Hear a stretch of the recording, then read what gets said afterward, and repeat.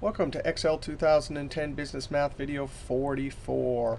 Hey, if you want to download this workbook and follow along, Excel 2010 Business Math Chapter 6, click on the link below the video. Hey, in this video, we want to see how to do timesheets, calculate the total hours worked, and then on this sheet over here, do some summary calculation, including overtime, and then calculate gross pay. Now, if you didn't watch the last video, video 43 about time, number formatting, and time math in Excel, you should go back and watch that. It's on this sheet tab right here. All right, so here's a timesheet. And if you're a payroll accountant you're keeping track of hours worked in Excel, you'd build something like this.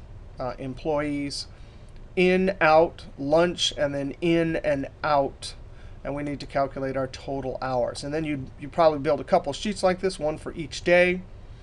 So the first thing is entering time. We talked about this last video. Let's say Tyrone comes in at 6:30. So you type 6:30. The 6 is the hours. The colon says the next thing coming is minutes, 30. Space, and then AM.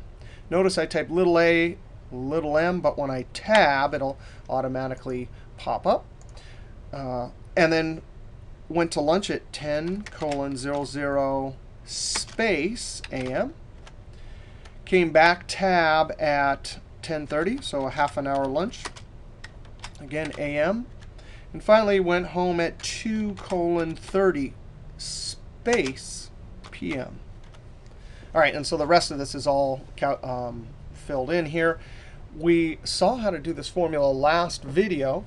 We always take the out time minus the in time, or the later time in the day minus the earlier time. And when you have a lunch, you just have to do that straight calculation. Out minus in plus out minus in. So I'm going to do it right here. Cell H3 equals, and in parentheses, the earlier out time minus the earlier in time. And then we add to that the second out time minus the second in time, right? We did this formula last video. We know if we enter this, it's going to suck the number format, which is not what we want. It looks like 7.5 hours, right? So I'm going to apply general, right? You could use this drop down here, or Control-Shift tilde. Tilde's to the left of number 1. All right, so we see that's the proportion of 1 24-hour day, or the decimal equivalent comparing 7.5 to 24. Now, that's the way time works in Excel. So in order to get hours, because we're going to need 7.5 hours as an integer to multiply by the wage on our next sheet, right? So we always multiply our time calculation times 24. Now I'm going to double click and send this down. All right, so each day, you enter your times, do that calculation, copy it down. All right, so we're going to come down here, equals open parentheses, early out minus early in, plus later out minus later in, close parentheses, times 24. Control-Enter, and double-click and send it down. Now, if you're really doing this, and this is your goal every single day, once you get this formula right here, or for that matter, this whole column, those are relative cell references. Notice as we copied it down, each one moved. Well, we can just copy this whole column, Control-C, and paste. Control-V, Control-V, Control-V, Control-V. All right, so we have all of our times from Saturday, November 5th, all the way back to Monday, Halloween 2011. Now, we're going to need for each employee to add all of the hours, right? So for Tyrone, I need that 7.5. Whoops. That's 6.5, 7.25. And we're eventually going to need a total over on this sheet here, right? So we need all the totals for each employee. Come back over to this sheet. Now, the order of the employees are obviously exactly the same on each little template here. I'm just going to add them here. I'm going to, in essence, do a formula that gets all these for Monday and then a formula for Tuesday. All I'm going to do is equals this, Control-Enter, and copy it down. And there's a bunch of ways we could do this, but this is one way. Notice, I guess the columns are Not wide enough there. All right, I'm going to do the same here. Equals this one. So these are Tuesdays. Copy it down. Equals Wednesday. Control Enter, and I could double click and send it down. Click here. Thursday. Better make sure it's Thursday, all right? Thursday. So I'm going to click H39.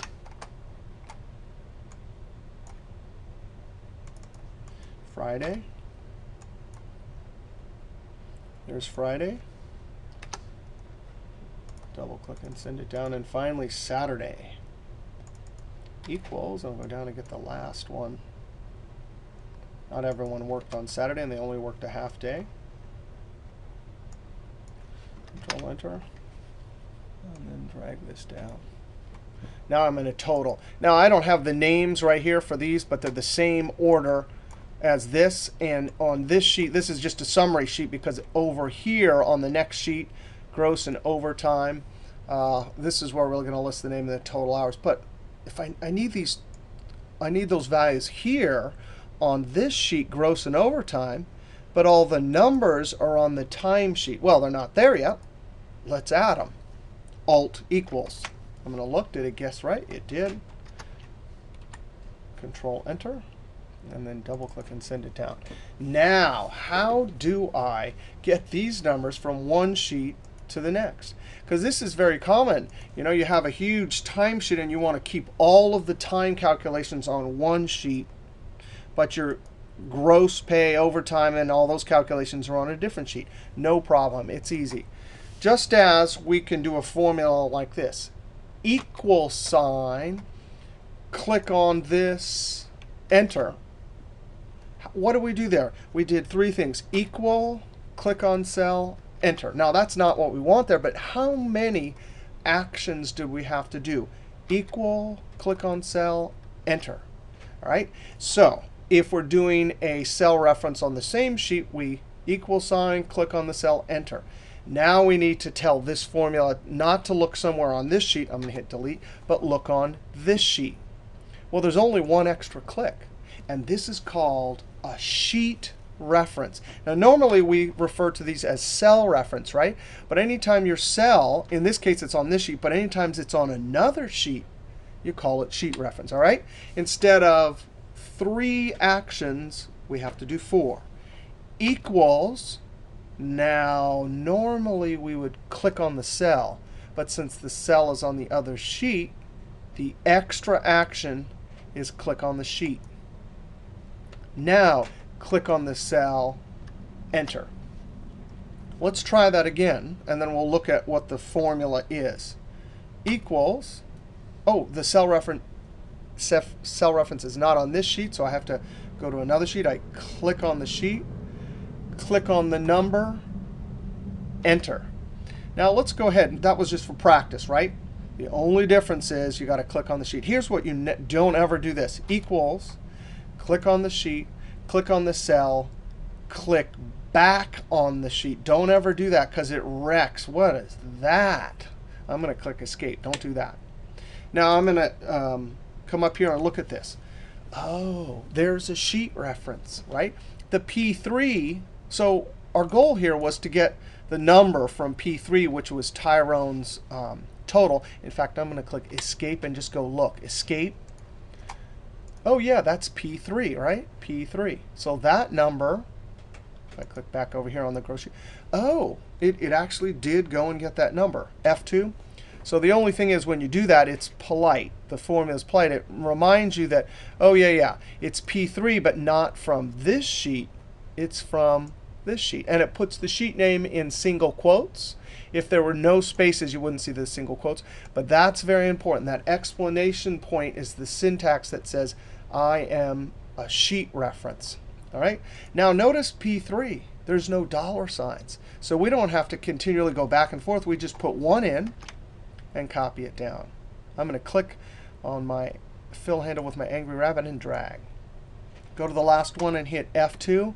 Beautiful. Now, it's not going to show up in that color coding like we normally see because it's a sheet reference. But let's just go check P11. Is it really 42.50 for Tanisha? It is. I love that. Sheet references. Totally efficient in terms of Excel. Keep all the timesheet calculations on this sheet, but take the relevant information from here and put it over here using sheet references. Now I'm going to click Escape. Our next task here is to calculate regular and overtime. Now, let's just see if we can do this by hand. All right? So the way we do this is we say, hey, is this number greater than 40? Yes, that's true. So what do? We put a 40 here.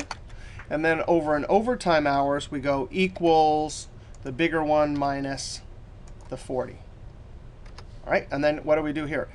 We say to ourselves in our head, is that greater than 40? That's not true. It's false. So what do? We say, hey, these. Nothing there. What about this one? By hand, we say, is that greater than 40? False. Well, then we just want this. We say, is this greater than 40? True. So we put 40. And then we have to calculate the difference between these two, the bigger one minus this one. All right.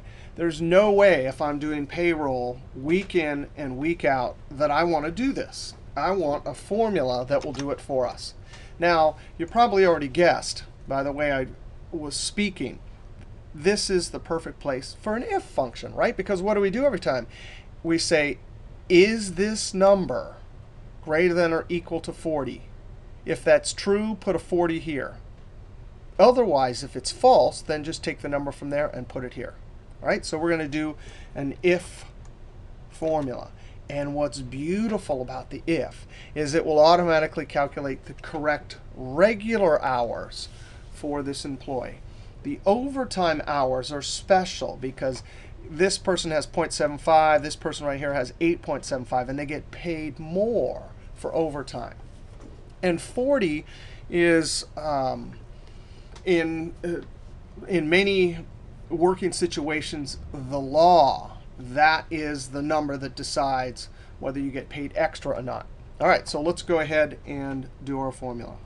Equals if, and there's a logical test. This has to be some logical statement that comes out true or false. And then the rest of the if is easy. You just tell it what to put in the cell if it's true and what to put in the cell if it's false. So what's the logical test?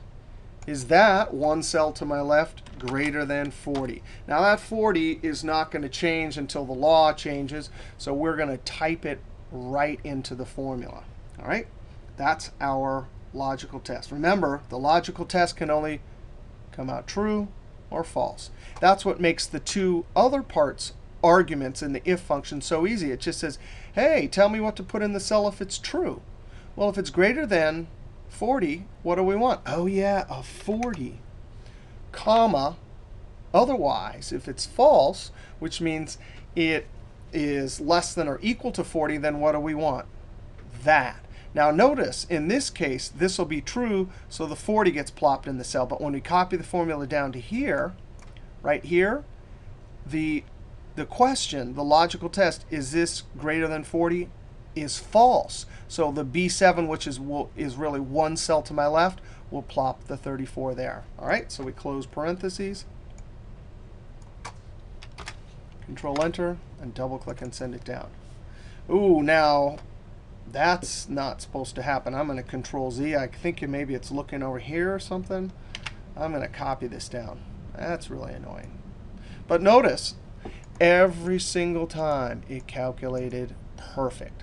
Now, what's the formula over here? We don't even need another if. How many hours does this person have, right? 0.75. How many does this person have? 0. 0. 8.75. So the formula is always going to be the total hours minus regular. Notice that's beautiful because here it'll say 40.75 minus 40. But when we copy down the relative cell reference, we'll say 34.5 minus 34.5, which is 0. Control-Enter. Let's try double-clicking. Oh, no. I think in 2010, it's actually thinking that there's an extra thing here. So that double-click doesn't work. And look at that. Absolutely beautiful. Now, these, if I come to this cell and hit F2, that's a sheet reference, but I'm just going to test it. Whenever I make an if, I like to test. All right, I'm going to type in 20. That's less. OK, so it worked. I'm going to type in exactly 40. Perfect. And then something bigger than 40. Now, and it worked. The way you test an if, right, is there's three possibilities. This could be less than, exactly right on, and greater than. So you test all three. All of them work. You're good to go. Now I'm going to remember that this is a sheet reference with a relative P6. So when I copy this down, because remember I was typing and testing it, I'm going to copy this down. And sure enough, now it went to P7. That's pretty cool now. All right, now we have two columns, regular and overtime. So regular, we got it. We just take this times the wage. All right, and got to use round. Equals round regular hours times hourly wage. Both relative cell references all the way down, comma 2, close parentheses. Control Enter, and drag it down. I'm going to click in the last cell and check it. Working fine. Now overtime. Now there are different types of rate. The most common is time and a half, but you could easily have other multiples. Notice this is a rate, right? As we learned in Chapter 3, a rate multiplied times some number gives us the ending amount. Just to see how this works, before even doing our overtime gross pay, let's just say, hey, the wage per hour times the rate. Notice it's bigger than 1, so our resultant number will be bigger than this. Oh, there's the overtime hourly rate. All right, that's the hourly rate. Notice it's multiplying. No problem. Now we can simply multiply that times our overtime hours. Now we run the risk of getting decimals here. And so we're going to use the round function. Now, there's a problem here. When I copy this down, can anyone see what the problem is? Well, let's put the round in. It's just bloop, that, comma 2, close parentheses. What's the problem? So if you can't find it, then go ahead and copy it down one. This is a common problem. Even someone like me who's used Excel all these years, forget it, I make this mistake. 0. Oh, well, that one's right. But I'm going to check. Notice I forgot the green side. I forgot to lock that. So as I copy it down, that's going to move. If I were to copy this all the way down, whoa, value error. That means it's taking the word employee and multiplying it times some numbers. Anytime you have a word times a number, you get the value error. It means a word is not allowed to be multiplied. So what did I forget here? I forgot to lock A4. So if I'm editing it, I put my cursor in A4 and hit the F4 key. So that locks it. Those dollar signs say lock it. Control Enter, and now I'm going to drag it down. I don't even have to delete those. Come to the last cell, and I can see it's working just fine. All right, and then total gross pay. Here's the big mistake. If you Alt equals, it's going to just try and get all of them. That is not correct. You can either do that and then correctly grab those two. Or usually if you're thinking ahead and you want to be super careful, you type equals sum and maybe just highlight. I don't even want to risk it going over there. Control Enter, and then copy it down. All right, so in this video, we saw how to do time sheets. Based on a calculation we learned last video, we summarized all of our daily data for the employees. We did a sheet reference here. We looked at the if function for regular and a formula for overtime. We used our round to calculate gross pay for regular and gross pay for overtime, and then added them up. Now, I want you to, I'm going to click Escape, and I'm going to go over to the sheet Special Homework. So now you just completed that time sheets and overtime and gross pay. Immediately, there's a special homework. This is not in the textbook. This is homework not from the textbook. Right here, you click on this, homework part 1, homework part 2. It's exactly replicated with some slightly different numbers here. I want you to do what you just saw in the video for practice. All right, and then here are the answers. And then in the next video, we'll continue with section 6.1. All right, see you next video.